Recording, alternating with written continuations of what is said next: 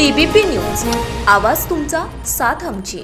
आचारसंहितेच्या काळात मतदारांवर प्रभाव टाकणारी कोणतीही कृती आचारसंहितेचा भंग असून आचारसंहितेचा भंग करणाऱ्यास घटकास कठोर शिक्षा होऊ शकते, अशी माहिती राज्याचे अतिरिक्त मुख्य निवडणूक आयुक्त डॉक्टर किरण कुलकर्णी यांनी दिली आहे। आचारसंहिता लागू झाल्यावर राजकीय पक्षांनी काय करावे, काय टाळावे, या संहितेचे महत्त्व काय आहे आदी मुद्द्यांवर डॉक्टर कुलकर्णी यांनी विस्तृत भाष्य केले आहे। ते म्हणाले की देशातील सर्व राजकीय पक्ष आणि निवडणुकीशी संबंधित सर्व घटक यांच्या सहमतीने आचारसंहितेचा मसुदा तयार केला आहे। निवडणुकीच्या प्रचारादरम्यान राजकीय नेत्यांनी अधिक प्रगल्भता दाखवण्याची गरज असून प्रचार करताना धोरणे आणि दृष्टिकोन याबाबत प्रचार असावा, प्रलोभने किंवा धाक नसावा। विरोधी पक्षाची आणि उमेदवारांची धोरणे आणि दृष्टिकोनावर टीका करता येईल, पण वैयक्तिक किंवा गलिच्छ पद्धतीचा प्रचार करणे अपेक्षित नाही। निवडणुकीत विरोधात उभे असलेले उमेदवार एकमेकांचे शत्रू आहेत असं समजण्याचं कारण नाही। इतर पक्षांचे नेते किंवा इतर उमेदवार यांच्या सार्वजनिक जीवनाशी संबंधित नसलेल्या वैयक्तिक बाबींवर टीका आणि धार्मिक स्थळांवर प्रचार हा आचारसंहितेचा भंग मानला जातो।